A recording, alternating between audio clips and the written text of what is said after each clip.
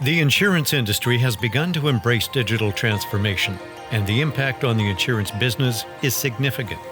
As more and more companies migrate their operations to cloud platforms, they're doing so because there is much to be gained. Insurance firms that have already made the journey are reaping the rewards, the speed and agility to test and bring new products to market, the data analytics that's helping to pinpoint new markets, and the overall cost reductions that cloud-based technology can deliver.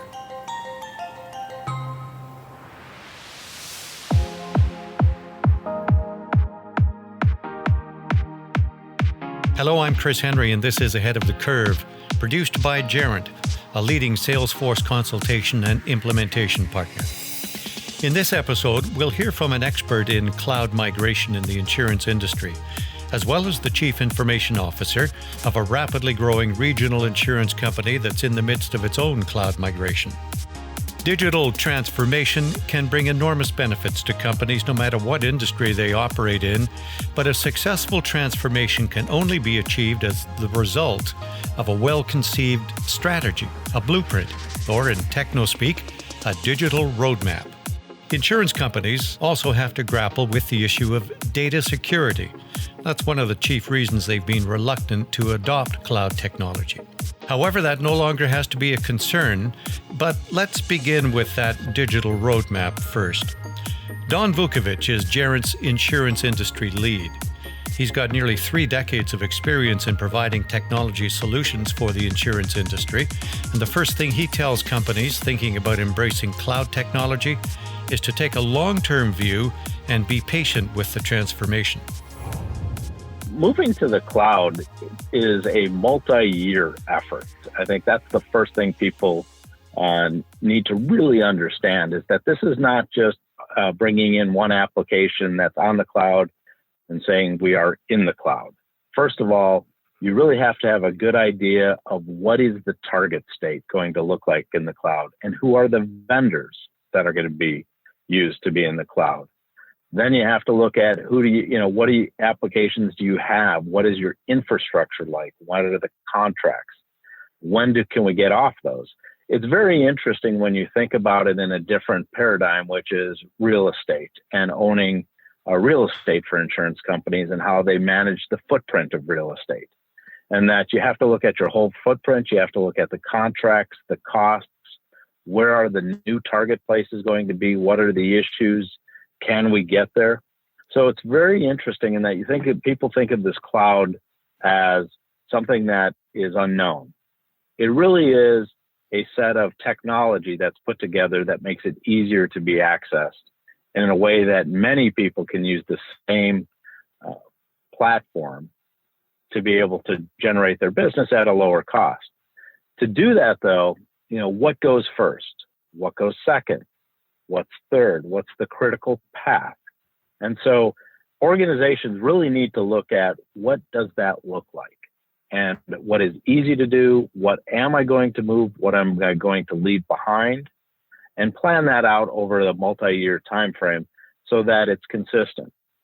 Finally, when you look at the roadmap and looking at that multi-year, wish we were in a world where it was static, so that when you started the process, it would be the same when you finish. But you actually are going to find that more and more vendors continue to improve their capabilities and others disappear. And so it's very important to choose the right platforms to keep abreast of what is changing and then be able to change your overall roadmap. So it really is a living document that gets you into the environment that is going to be more effective for the business for the next 10 to 15 years going forward. Well, where do you begin? What's the first order of business? Infrastructure is the first part. What are the components of the infrastructure you need? The second part is security. What are your security models, your roles that you're setting up? Who has access to what areas, and how does it map to your current environment for your security and roles? You usually start with something that is already very mature on the cloud environment, which is email, collaboration tools. Those become some of the first applications that you bring across. Software vendors like Microsoft, Google have cloud-based applications of PowerPoint, of Word, of Google Docs that can get used. Those start to move the day-to-day. Then you move on to more transactional within the business and those applications that move there. And some organizations are already on the cloud running large, infrastructure and applications for companies such as Salesforce and their capability in the CRM marketplace. You also have it in the financial services side, in your back office financial services, and those can be moved. Then you get into your core applications, which really are the heart and soul of most organizations that are on an on-premise solution set in the insurance world, and moving those applications across. The critical aspect in those applications are the custom data or intellectual property that you've built into those over the years, and you need to migrate that capability to a cloud solution. That's a significant effort, and tools and capabilities are being built today to help do that in a very streamlined way. Still a lot of work to do, and in a phased approach that you bring it over and bring over your environment, you bring over your applications, then you bring over your data to ensure that it works. And from there, after the lift and shift, now it's all about enhancement. Speed to enhance. What other applications can I bring on? What else should I be connected to in the cloud? How else can I leverage the platform that I'm there? And that is really where the lift comes from in this overall migration. CopperPoint Insurance is following this counsel. CopperPoint is a rapidly growing regional insurer headquartered in Phoenix that's currently in the midst of its own cloud migration. Brad Lontz is the VP of IT and the Chief Information Officer there. He has adopted a slow and steady approach. We don't have a mandate to move everything. When we started into this, I was pretty adamant about I don't have a everything shall go to the cloud type of mandate. I really want it to be much more pragmatic around what makes sense. So as we drafted our cloud strategy, we really articulated what we wanted to get from the cloud, and then developed a decision tree to determine what applications are really best suited for the cloud and where we would get the most value. And so we're working through the application portfolio to try to focus on those applications that will get the most value out of having them in the cloud. So to me, just saying, well, everything has to be in the cloud doesn't really articulate why. I mean, we may end up there at some point, just through the evolution of the strategy and the technology world in general. But I wanted to focus much more on the why for the cloud rather than just mandate a 100% migration to the cloud. And then it becomes it's a goal in and of itself, as opposed to the goal is really improve our agility, improve the time, the value for projects and for work efforts that we're delivering on. There were two factors that influenced Brad's decision to migrate CopperPoint to the cloud. One was internal, and the other was an external issue that many insurance companies are likely running into as well. Yeah, our primary reason was really around improving the organizational agility. When we look at how we deliver projects, how we really deliver value to the organization, cloud enables us to move quicker. We can test ideas, utilize infrastructure that's available. You can set up and tear down quicker from a project perspective. So it was really around organizational, agility. There was kind of a secondary reason in that, as we looked at our application portfolio, in some ways we were being compelled into the cloud. I mean, some, software vendors, application providers, their latest versions are cloud only. So you're either going to get left behind and run more legacy, or you're going to have to move to the cloud. And so in those instances, we really wanted to be a driver rather than just be kind of at the mercy of the providers. We wanted to be out in front of this a little bit and have a more defined cloud strategy, certainly, and then a cloud migration plan so that we're really thoughtfully executing through that versus just kind of ending up in in a position that's just kind of driven by external factors, right?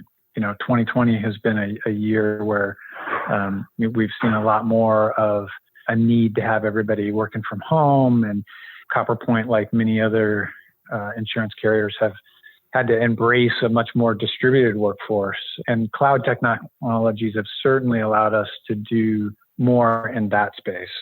So working from home and accessing your email and files and services, just needing an internet connection is a huge step forward versus having to, really rely on everybody coming in, connecting VPN, going deep into the systems to get access to the things they need. We certainly have a lot of that as well because, some of our systems are still, a lot of them are still on premises. So they need that, but you can do quite a bit of, Zoom and Outlook and, a lot of the office applications, all of those kinds of things, being able to just access those through the cloud allows you to be much more mobile in terms of where you work. So outside of that, really the cloud technologies, we're expecting the agility to come from, if you think about a typical project life cycle, you start a project and then you see this ramp up in resources, and you're doing your development. You need a lot of environments to do testing and development on, and then ultimately promote into production.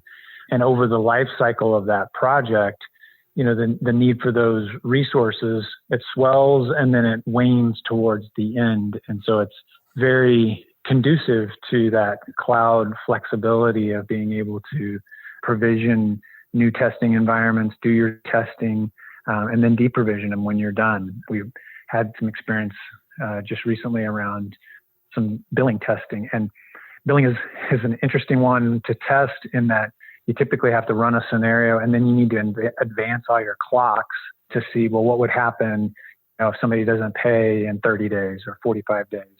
And so there's a lot of time-based things that require clock advancement.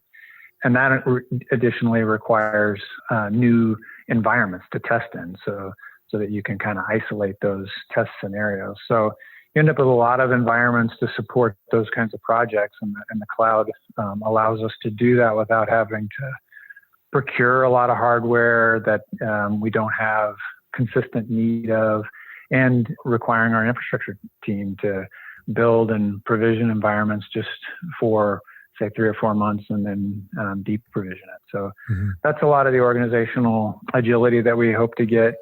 There's a lot of technologies on the cloud that allow us to do things with just the way that we do development, to embrace some of the DevOps practices, continuous integration, continuous delivery, the tools available to us on the cloud really facilitate that well. So those are really the areas that we've focused on initially for where we can see opportunity to improve our agility.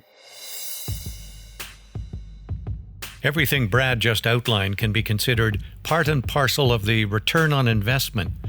Usually ROI is measured against the cost of something. What was the price tag and how much did we make in return?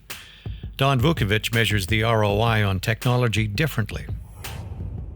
From a cloud migration point of view, the first part when we're doing an ROI goes around what is disappearing. So this is the plumbing section of it, where companies that used to run mainframe, used to run large implementations, those organizations need to move because their current infrastructure is not going to be supported over the next 10 years, and it takes more than 6 months to actually do the movement completely.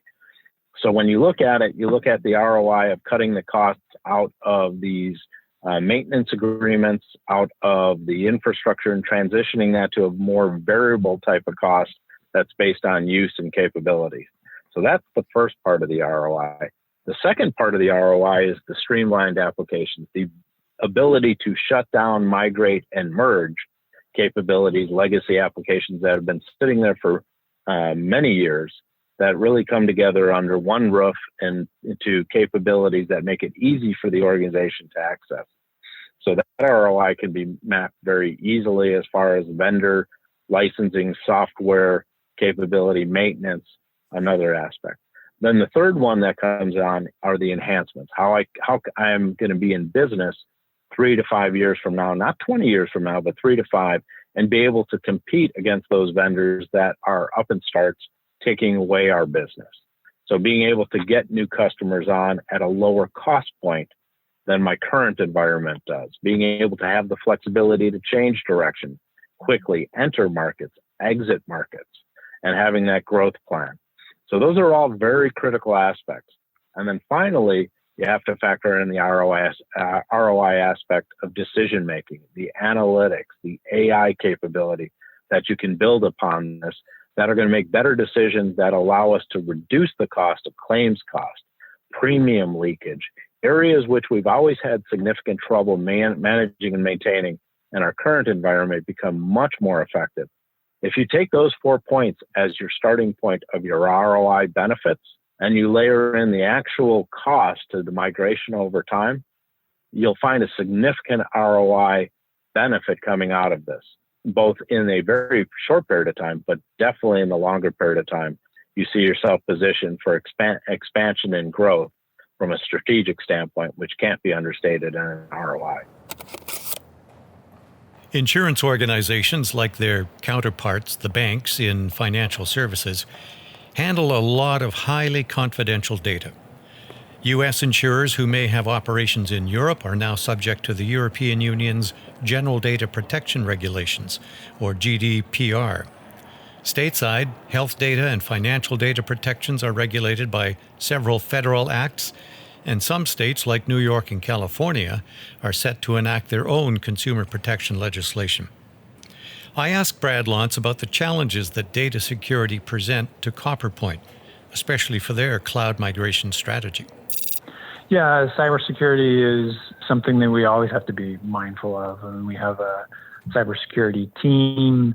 They're embedded in our product teams. So, I typically refer to it as just DevOps, but a lot of people now like to talk about DevSecOps to really acknowledge the security component of that. But I think we're trying to continue to evolve our thinking and make sure that as we're developing something, we're mindful of security along the way, as opposed to build it, get ready to launch, and then say, oh yeah, we probably ought to run a penetration test on that, and have it be more of an afterthought. So that's certainly something that we've evolved to, and then we've also taken advantage. I don't know that most insurance companies are large enough to have all of the security expertise that you really need. We certainly aren't. So we've partnered with a third party to help us in 24/7 by 365 monitoring and threat hunting throughout the environment. So we invest in solutions to be preventative, and we partner with strong third parties to help bring expertise so that we can, again, be preventative and really focus on any sort of detection. And then we consider it as we're doing our development and product work to make sure that we're mindful of it all the way and not just trying to, at the last step, wrap security around it, but really embed it into the solution itself. The need for high levels of security is one of the reasons that insurers have hesitated to migrate away from an on-premises system. Don Vukovic at Gerent has some definite views on this topic. So today, their data is safe because they have it contained in a repository that is very hard to get to. However, it's not safe in that people still internally can get access, put it on a thumb drive, and leave.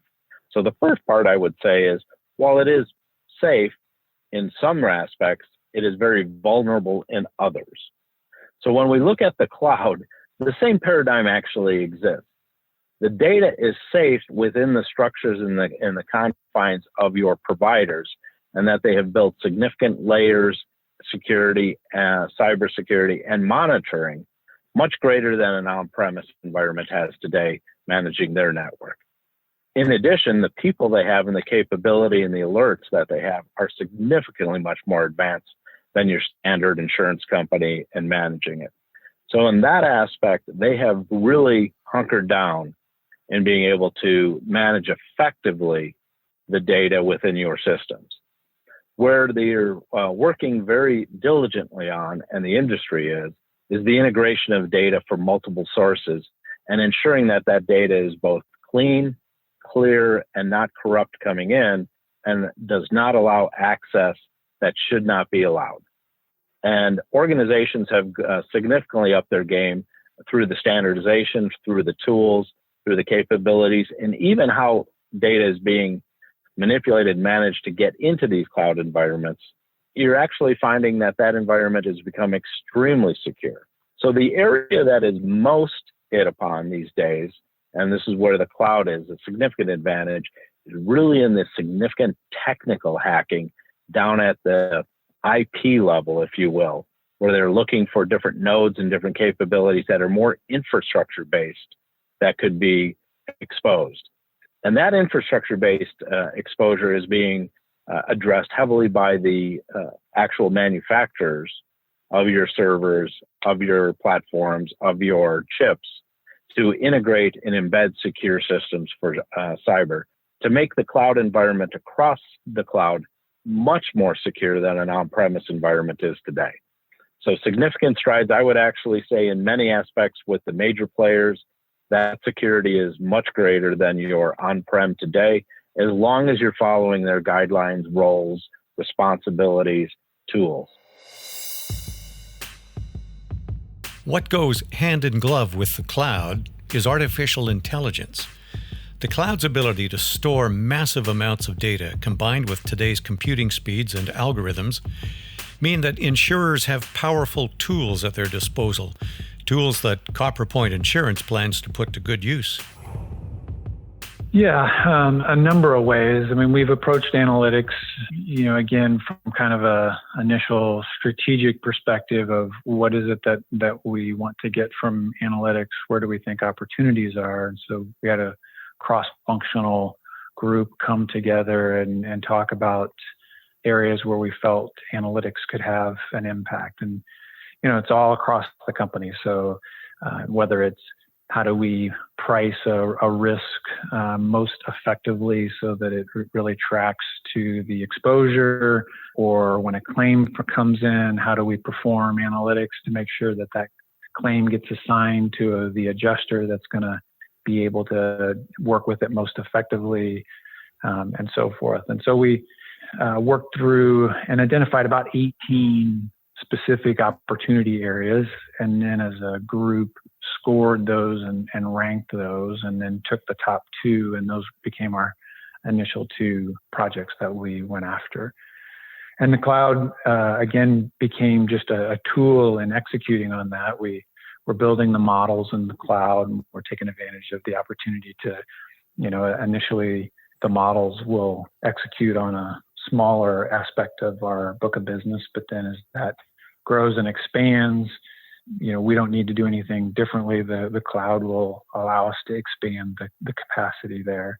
We're also taking advantage of the tooling available to us on the cloud. So from a pure API driven look, so that we can make those models available to all kinds of different core systems, to, again, the tooling that really helps us build them in a DevOps fashion. So, we, as I said before, kind of the cloud was just a tool for us as we looked at data analytics. So, yeah, that's kind of how we've started that journey on the data analytics side. In February of 2020, Salesforce bought a company that Gerent had been working closely with in the insurance space. That company was Velocity, and their insurance-specific platform based on the larger Salesforce model has proven exceptional for insurance companies. Velocity is now Salesforce Industries Insurance, but its offering continues to be in demand. The solution that is being provided by Salesforce Industry is very advanced in multiple fronts. Number one, they're taking the capability and the learnings from Salesforce being one of the number one cloud applications that companies use on from large scale to small scale, and the infrastructure and knowledge that they built, and are applying it to Velocity's insurance transaction solution. So being able to leverage the capability and the knowledge and expertise of Salesforce running large applications, implementations on the cloud effectively is an advantage to the overall solution for insurance companies. Now you add in Velocity's low-code capability that provides the add-on templates necessary to do insurance transactions in that environment, allows organizations to bring up products faster than their current environment, allows them to add and tweak the environment to customize to their customers and vendors, and done in a way that is focused around the product and around the customer, which is different than the old insurance applications that are focused around the old clerical processing, step 1, step 2. So that whole mindset of how you actually operate fits a customer model centric better than do the current platforms that are out there. So it really is 1 + 1 = 4 in this case. When the Velocity and Salesforce came together to become Salesforce Industries, for insurance companies to implement their products, their capabilities, their administration, their service in a customer-facing 360 manner, which is what every insurance company has been looking to do for many, many years and eons. There can be no question that technology offers so much potential for the insurance industry. The fears around data security are allayed by the levels of cybersecurity in place in the cloud, levels that are getting better and better every day. The ability to micro-segment markets through data analytics and unearth opportunities is very real. Giving the policyholder the means to get quotes, purchase coverage, and adjust as needed in a very mobile way is a true business advantage as well. Finally, the cost reductions that come from what Brad Lontz refers to as organizational agility are very real. We hope you've enjoyed this episode of Ahead of the Curve, produced by Gerent. In fact, why not visit our website at gerentllc.com for more information. Our thanks to Brad Lontz at CopperPoint Insurance for his frank views on cloud migration, as well as to our insurance industry lead, Don Vukovic, for his expert input. Technical production for Ahead of the Curve comes from Dave Grine at the Acme Podcasting Company in Toronto. I'm Chris Henry. Thanks for joining us.